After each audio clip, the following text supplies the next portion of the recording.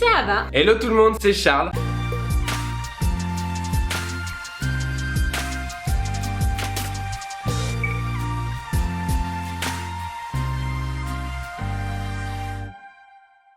On espère que vous allez merveilleusement bien. Aujourd'hui, c'est la vidéo spéciale Pâques. On vous a mis un sondage sur Instagram pour choisir entre deux recettes et la grande majorité a été pour...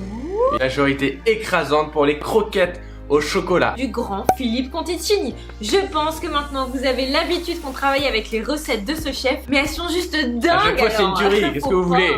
Alors aujourd'hui on pouvait pas faire sans le chocolat. Et là je crois qu'il n'y a pas plus gourmand comme recette à base de chocolat. C'est ultra yummy. Vous allez voir, c'est hyper simple. Il s'agit d'une ganache qu'on va mettre au frais pour qu'elle durcisse. On va en faire des belles petites boules. On va les rouler dans la panure, les frire. Et c'est prêt. Charles aime beaucoup les imitations. Je pense que vous avez deviné. Pour les sourds et malentendants. Alors il y a le coup de jus et la friture. Faut faire vraiment gaffe.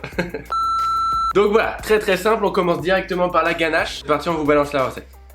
Dans une casserole, vous mettez le mélange crème et lait et vous le portez jusqu'à ébullition. Une fois l'ébullition atteinte, vous versez le mélange en 3 fois sur le chocolat préalablement fondu. Le but est de faire une émulsion. C'est des petits cercles au centre du cul de poule qui va lier les matières grasses. Vous voyez que le premier tiers n'est pas très lisse. Vous ajoutez alors le deuxième tiers et la ganache va petit à petit se lisser. Une fois que c'est plutôt homogène, vous pouvez ajouter le dernier tiers. On émulsionne, toujours au centre du cul de poule, des petits ronds bien réguliers. Et vous voyez que la ganache devient bien lisse. Vous la mettez ensuite dans un récipient à fond large, ça lui permettra de refroidir plus rapidement. Vous la filmez au contact et vous la mettez 2 heures au réfrigérateur. Une fois qu'elle est bien froide, vous allez mettre sur vos mains une belle quantité de cacao en poudre. Créez à l'aide d'une cuillère une petite boule de ganache et vous allez la rouler entre vos mains. Le cacao permet à la ganache de ne pas adhérer sur vos mains comme vos mains sont chaudes. Et vous faites plein de petites boulettes. Ça ressemble à ce stade à des petites truffes en chocolat. Si vous avez des restes de ganache, vous pouvez la mettre dans des choux, dans des macarons. Et vous réservez vos croquettes pendant 1h30 au réfrigérateur. Maintenant que la ganache est en train de reposer, on va pouvoir préparer nos petites bols. On va pouvoir préparer nos petits bols pour la panure. Exact, c'est tout. Il ne nous reste plus qu'à les plonger dans la panure, les paner à l'anglaise, et les frire. Alors restez bien jusqu'à la découpe parce que si ça fonctionne, ça va être dingue. Ça va être ouf. On a hâte. Donc pour la panure, on commence par tremper nos petites truffes dans le mélange d'œufs battus. Ensuite, on va le faire passer dans les amandes et on va bien recouvrir les croquettes d'amandes entièrement. Vous voyez, on les saupoudre, on les roule bien. Il faut qu'il y ait des amandes partout. Puis on les repasse dans l'œuf battu.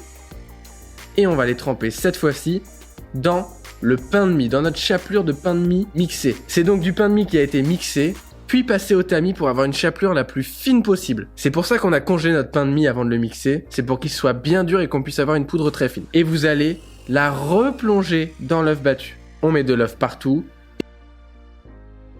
Et on plonge une dernière fois dans la mie de pain. On enroule bien.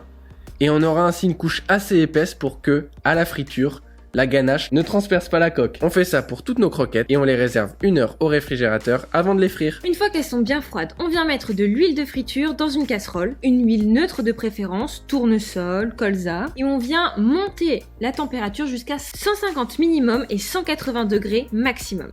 Et on vient plonger nos belles croquettes dans cette huile.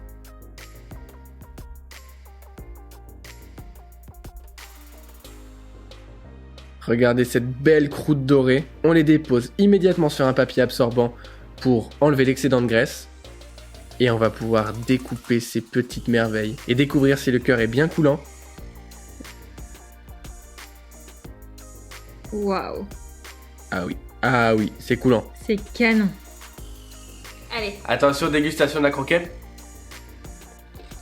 Oh, ça coule. C'est croustillant à l'extérieur et fondant à l'intérieur. Je dois pas manger la bouche. Je sais pas si vous entendez à quel point ça croustille.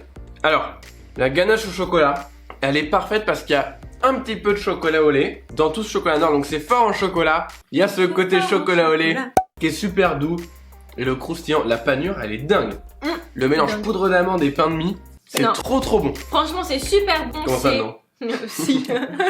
C'est super bon, c'est rapide à faire et c'est ultra gourmand pour Pâques. Je pense qu'il n'y a pas mieux comme petit œuf de Pâques. C'est vrai que ça fait des petits œufs en fait. Mais oui, c'est ça qui est trop cool. Alors, si vous voulez cacher ça dans le jardin, je pense que ça se mange quand même chaud minute. Vous pouvez essayer de les repasser au micro-ondes derrière, mais je suis pas sûr. Voilà, alors, cette vidéo est déjà terminée. On espère qu'elle vous a plu. Si c'est le cas, n'hésitez pas à mettre un pouce bleu en l'air, à nous écrire quelques commentaires pour nous dire si vous avez été gâtés par la petite lapin. Par les cloches.